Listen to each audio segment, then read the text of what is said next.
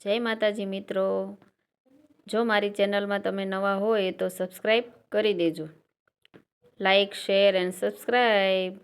તો આજે મારે બનાવવાનું હતું આ દેશી પાપડીનું શાક। આ છે મારું મસાલિયું।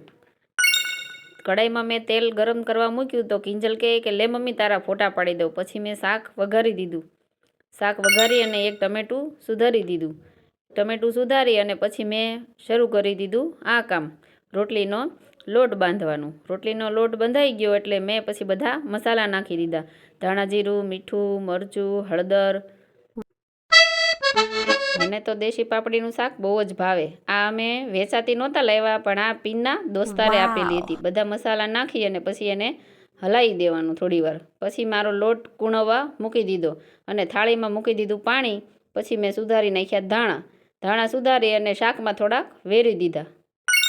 તો શાકમાં ધાણા વેરી અને થોડુંક હલાવી નાખવાનું, પછી ગેસ બંધ કરી દેવાનો એટલે શાક આપણું તૈયાર। પછી મેં શરૂ કરી દીધું રોટલી બનાવવાનું। તમને આવી ડિઝાઇનવાળી રોટલી ગમે છે? આહા, મને તો આ વેલણની આદત પડી ગઈ છે। આ વેલણ ન હોય તો મારાથી રોટલી સારી બને નહીં અને આવી ફૂલે પણ નહીં। મને મારા જેઠાણીએ વેલણ આપેલું એટલે મને આ જ વેલણ ફાવે છે પહેલેથી જ। અમારે પીનને તો આ મારી જ રોટલી ગમે, પ્લેન રોટલી તો એને ગમે નહીં બહુ। પછી અમારા ઘરે આવી ગયા મારા નાના નાના સબસ્ક્રાઈબર, તો અમે એને રમાડવાનું શરૂ કરી દીધું। પછી એના અંકલ આવ્યા એટલે એણે તો ઉલાળવાનું શરૂ કરી દીધું, ઉલાળીને રમાડે અમારા સબસ્ક્રાઈબરને। પછી અમે લોકો બેસી ગયા જમવા।